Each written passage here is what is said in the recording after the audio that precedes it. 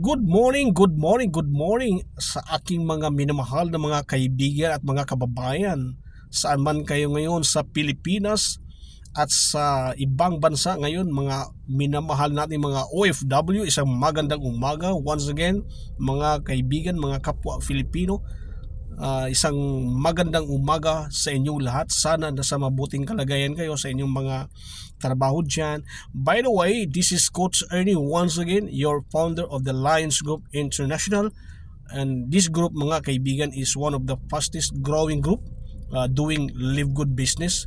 Now, in this video, mga kaibigan at mga kababayan, maganda na naman ang pag-uusapan natin because I'm going to talk about ang pangmasang negosyo in the age of internet and in the age of social media.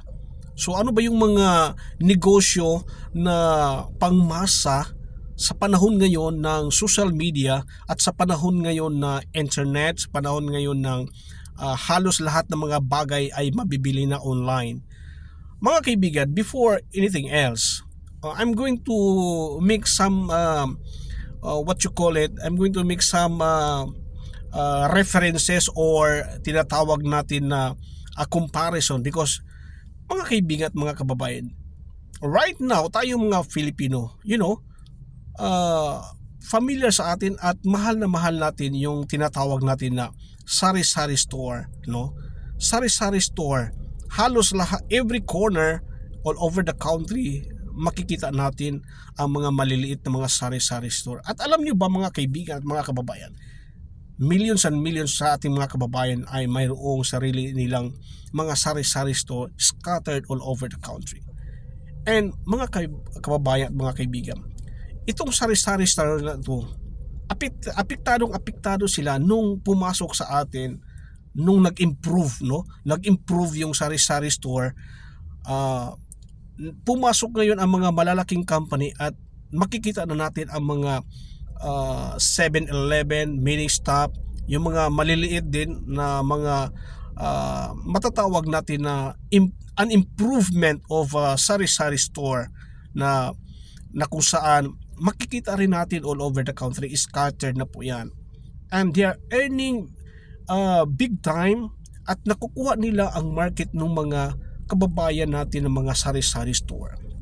Now, why I am saying this, mga kaibigan at mga kababayan, because right now, in the age of internet and in the age of social media, ano ba yung mga tinatawag natin na pangmasa talaga, na kung saan hindi lang tayo magdepende sa physical store, na kung saan for many years and decades, maraming mga kapwa Filipinos na nabubuhay sa physical na sari-sari store na makikita natin. And in fact, right now, nandyan pa rin yan.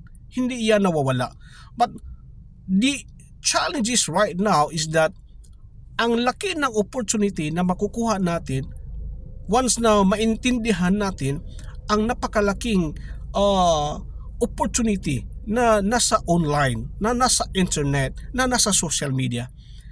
Why I'm saying this? Because lahat na makapanood sa video na ito, I'm going to share with you guys, mga kaibigan at mga kababayan, na mayroon ding mga pangmasang negosyo online in the age of social media. I'm going to share with you why is it na masabi ko na it is pangmasa. Why is it na masasabi ko na ito'y talagang in or hinahanap talaga or tinatanggap talaga ng ating kababayan. The question right now is, ano ba yung pangmasang negosyo online in the age of social media right now?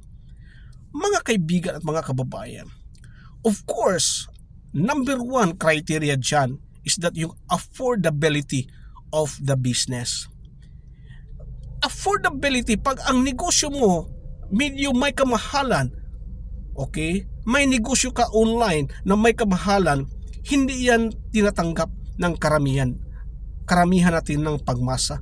Ibig sabihin mga kaibigan at mga kababayan, when we talk of masses, when we talk of pangmasa, number one criteria dyan is that yung affordability of the business. Kung ang ordinaryong Filipino ba, maka-afford ba siya?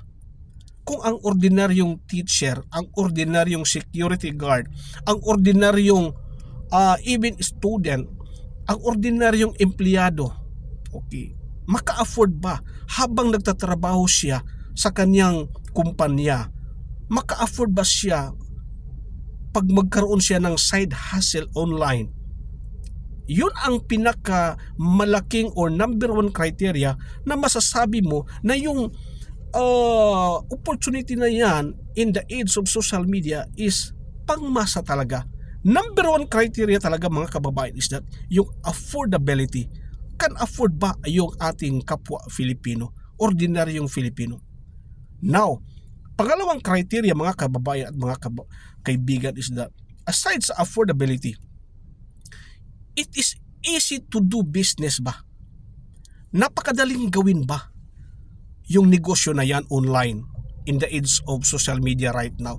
Because mga kaibigan at mga kababayan, right now, over almost 100 million Filipinos ay naka-hook na po, naka-online na po.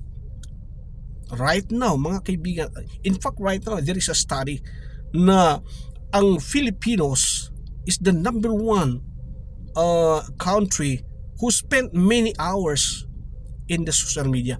Facebook, Messenger, TikTok, Instagram. Tayo po ang number one.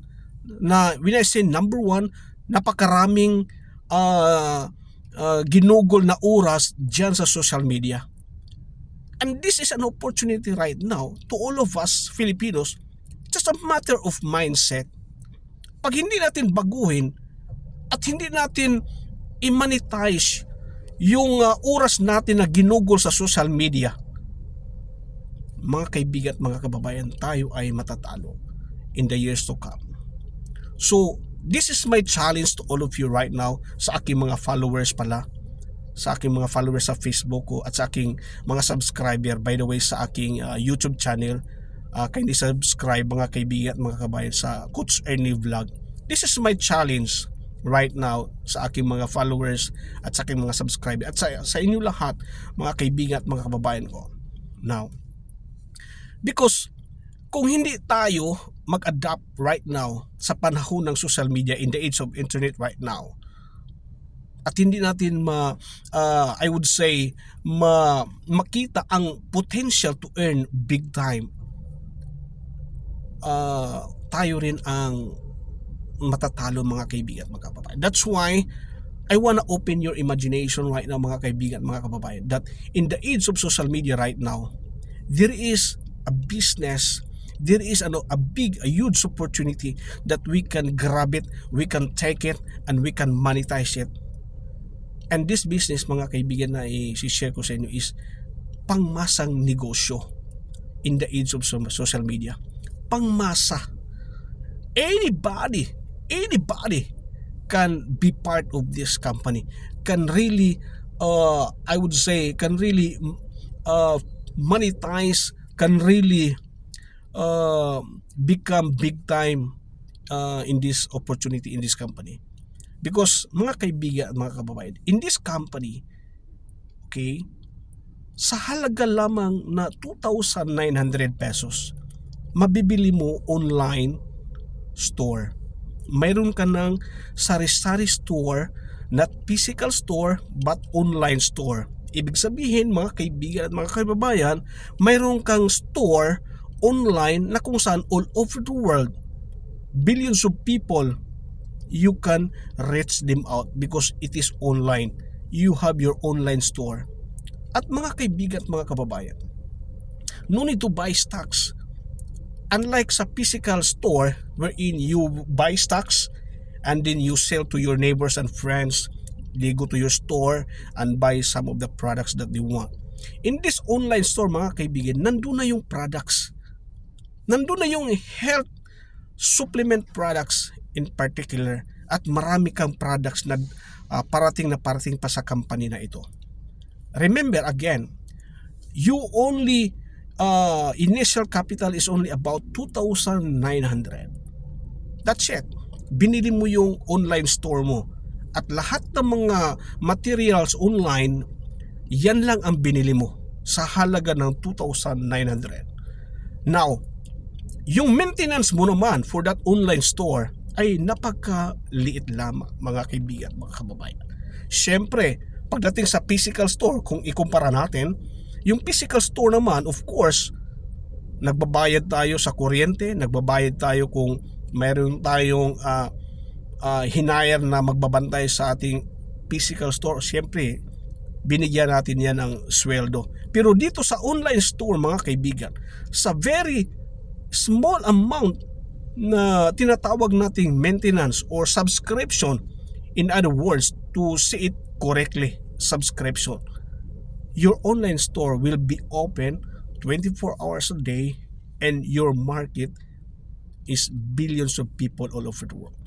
And mga kaibigan at mga kababayan, the opportunity here is really big, because you could earn big time for as long as you keep on promoting your online store, so that people would come in and become also a member of this company, okay, by opening the opportunities to all over the world, because your store is open online.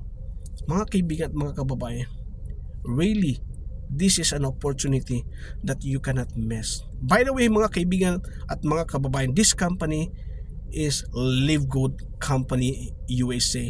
It's an American company na kung saan nagsiselebrate lang sila this month.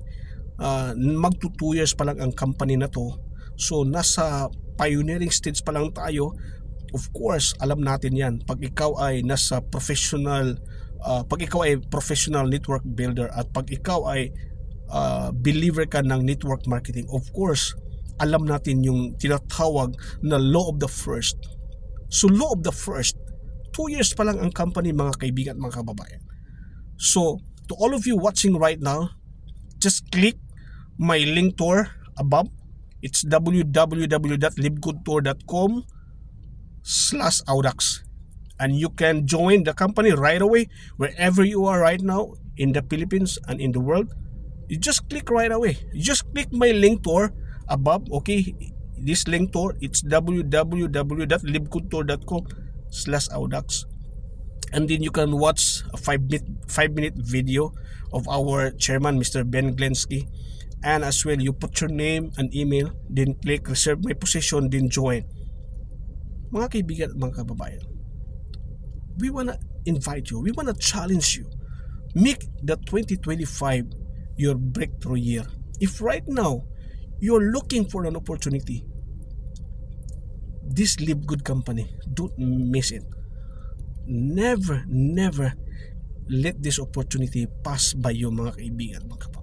So once again, mga kaibigan, mga kababayan, if you find value in this video, kindly follow my Facebook, it's Ernie Oser, and also kindly subscribe in my YouTube channel, Coach Ernie Vlog. Once again, mga kaibigan at mga kababayan, bye for now, God bless, and see you at the top.